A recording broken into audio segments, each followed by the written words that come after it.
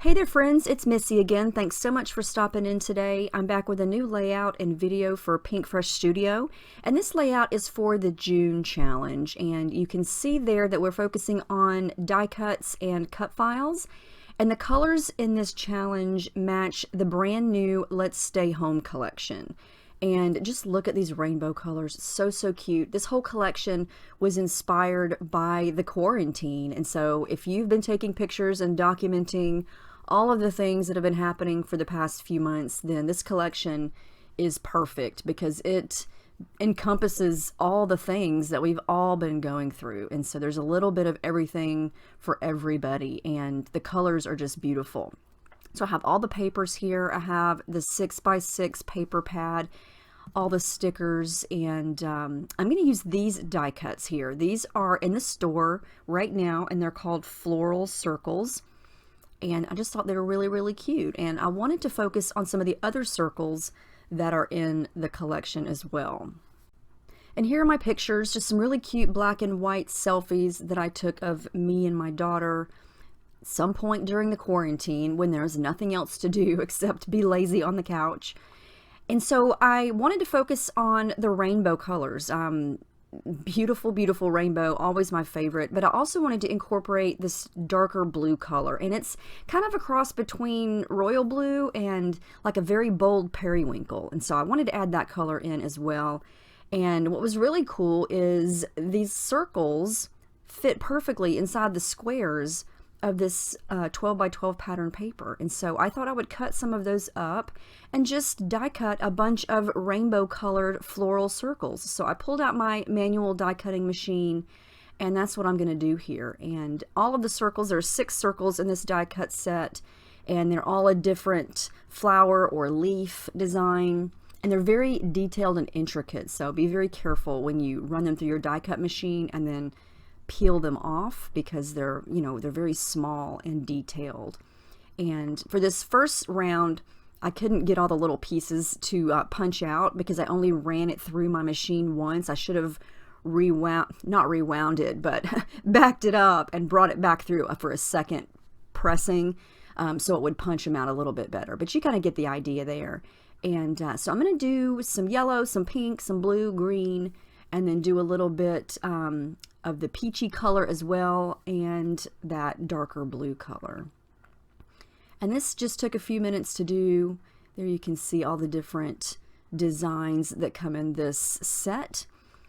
And so there we go. I've got several circles cut out, and then I'm going to just fussy cut out some circles from this 6x6 paper here.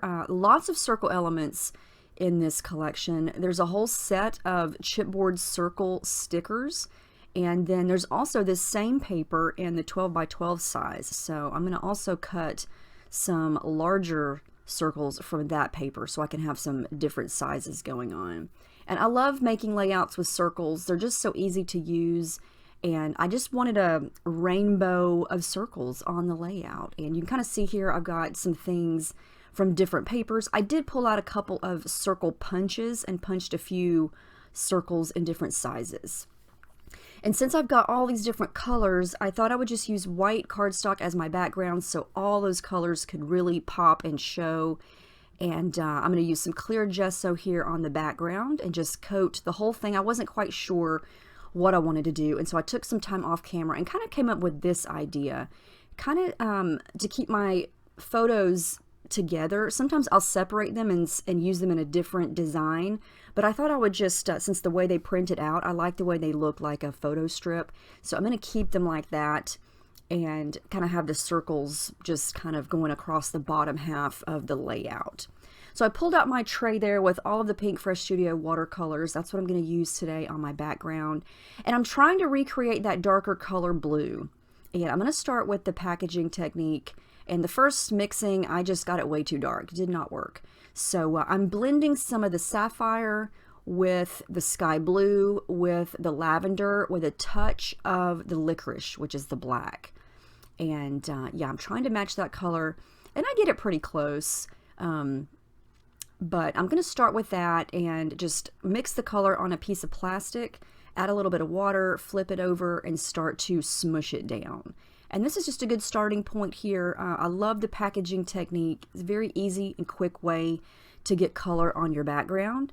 I'm going to use a little bit more water and my brush to kind of help spread the color around and just let it bleed around the page, because I want it to show, you know, behind, because that's pretty much where my photo strip is going to go, right there. And I want it to be able to be seen around the sides of the photo or photos, and then underneath all those circles, because the circles, you know, the ones that I die cut, they're open, so you're going to be able to see whatever the background is, you know, behind them and through them. So I wasn't sure it was going to look okay. I just thought I would kind of go for it and see how it looked. And yeah, I'm trying to keep the mixed media part on the bottom half of the layout, and I'm going to worry about the top half later and see how it looks. So far so good. And I know it's hard to get the true color here on the video because I have really bright lights shining down, and you know, every time I use a white background, there's so much white that everything sometimes looks washed out or looks too bright. But it matched pretty well. This color here is sky blue. It's probably my favorite of all the Pinkfresh watercolors, and I'm trying to make it a little bit separate. I didn't want it to completely blend in with the other blues, so I'm just kind of dropping some of that directly onto the background and not doing the plastic with this part, just using my brush and some water to kind of smush it around, because there are some circles that I fussy cut from paper that are more this color blue, and of course blue is my favorite color, all different shades of blue, so I chose to go with that color as the background. Alright, so I'm going to keep working. I'm going to keep working on it. I'm going to run some of the color off the page here along the edge, because I am going to use that piece that you just saw a second ago that says Memories. It's a die cut, and it's got perfect spot for journaling, and I thought that that would be a good thing to use as a piece to kind of tuck underneath the edge of the photo and write my journaling. Because if I'm going to cover the whole bottom half with circles, that wasn't going to leave me a lot of space for journaling, and I really didn't want to write my journaling up at the top, so I thought I would use that die cut. Alright, so I kept playing with the background, and this is what I come up with, and I really like, you see how the part on the left kind of looks like it has some pink? I didn't even use pink. The way the watercolors dried, because I used purple mixed in there, when I dabbed it up, it just looked pink, and I thought that is the coolest effect. It's so interesting to see different styles and different brands of paints and how they react with certain papers and certain gessos.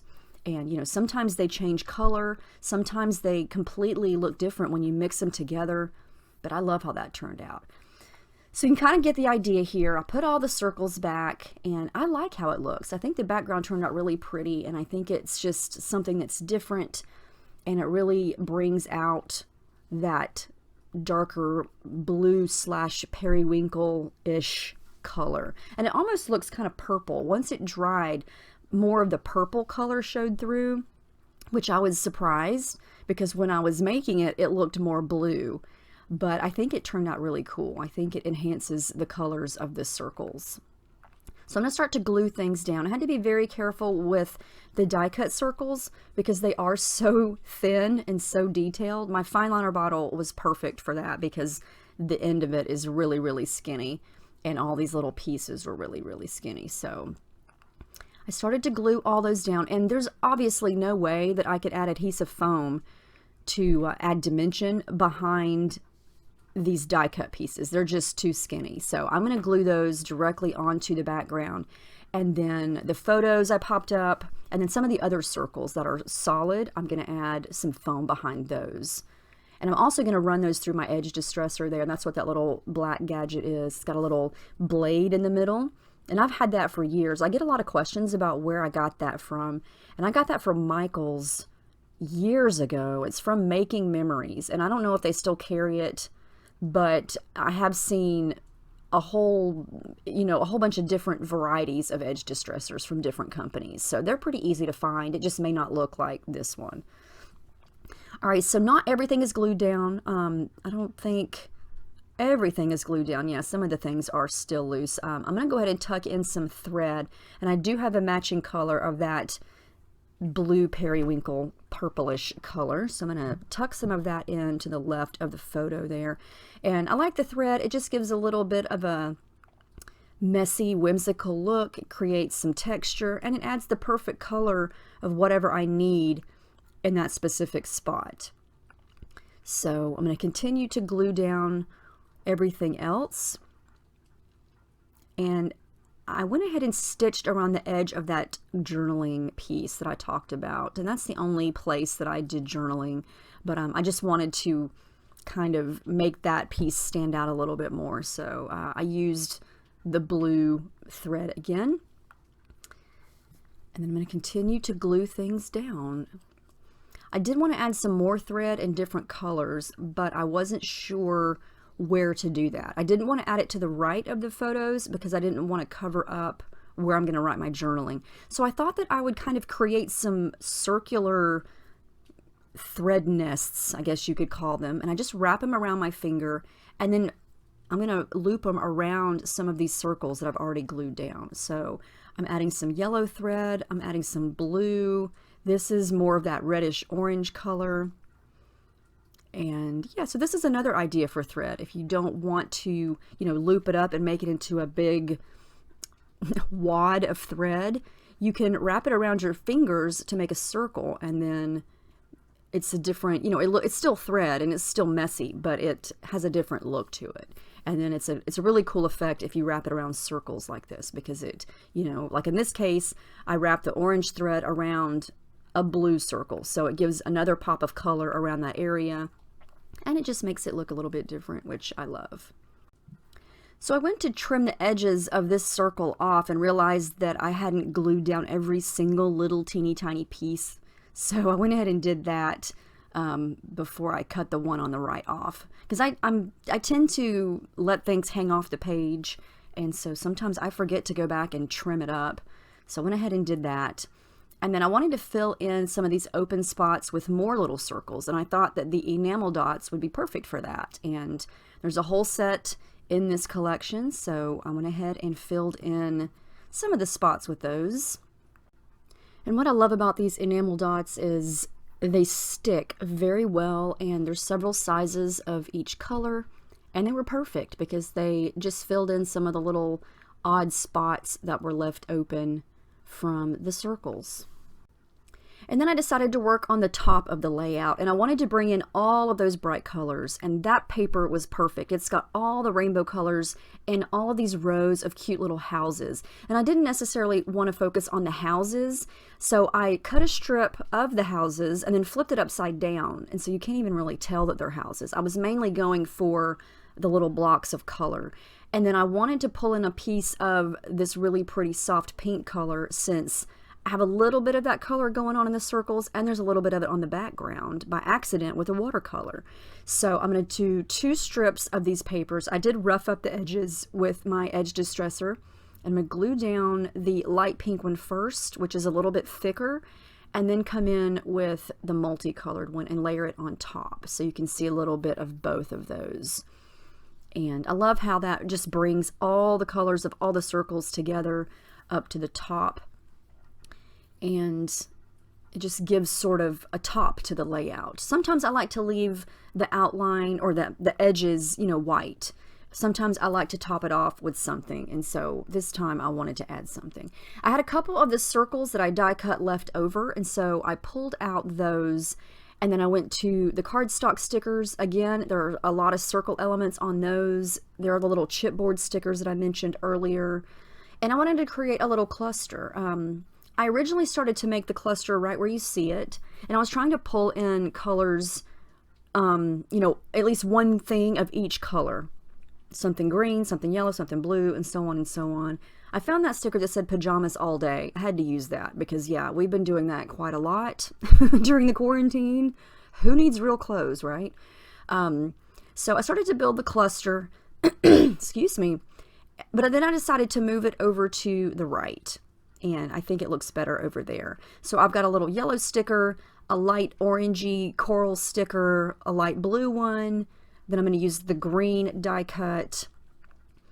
I'm going to use the darker blue thread again. I've already used this color thread down to the left of the pictures. So I wanted to add in a pop of that color. And again, that's a lot of the reason why I use the thread. I like the way it looks, of course, but it's perfect in a spot like this where I need something of a certain color, but not necessarily a sticker or a die cut. So the thread kind of adds that for me. And then the pink, I'm going to use an enamel dot, which again is a circle, so it works. And then I was trying to find something that was the dark orange color. So I took a break, went ahead and wrote my journaling, and I just filled in where the lines were. I used my black fine tip Sharpie for that. And then I off camera went ahead and added the orange color using thread with my sewing machine. And I just stitched along the edge of that pink sheet or the pink strip and then zigzagged back and forth underneath where the cluster is going to go. And so that instantly gave me that orangey reddish color. And then I'm going to glue it down. And I think that turned out really cute. I like making little clusters like this. And then my title, I'm going to mix and match both of the alpha stickers that we get. We get a bigger set that's the blue color, and then a smaller set that is rainbow. And I'm just going to go with Lazy Days as my title. I'm going to make Lazy bigger and then Days a little bit smaller. And I thought that was the perfect spot for the title, since it was a short title anyway, and there was a lot of open space up at the top, because I didn't want to cover up all those circles. But anyway, I did add the date, but that's the final layout. I did add a little flower sticker over to the left of Lazy, but I really like how this turned out. I love how the watercolor looks down at the bottom. It's kind of hidden, but you can still see it behind everything. And I really love how that blue color just adds that something extra. I think it's just a nice bold color, and it's all through this collection. So I hope you get this collection. It's beautiful, it's fun. There are so many things to do with it, especially like I said, if you've been documenting your quarantine, there's a little bit of everything for everybody, so you definitely want it. It's so cute. But anyway, I hope you take part in the challenge and upload your layouts and let us see what you're making. So thank you so much for watching. I hope you guys have a great week.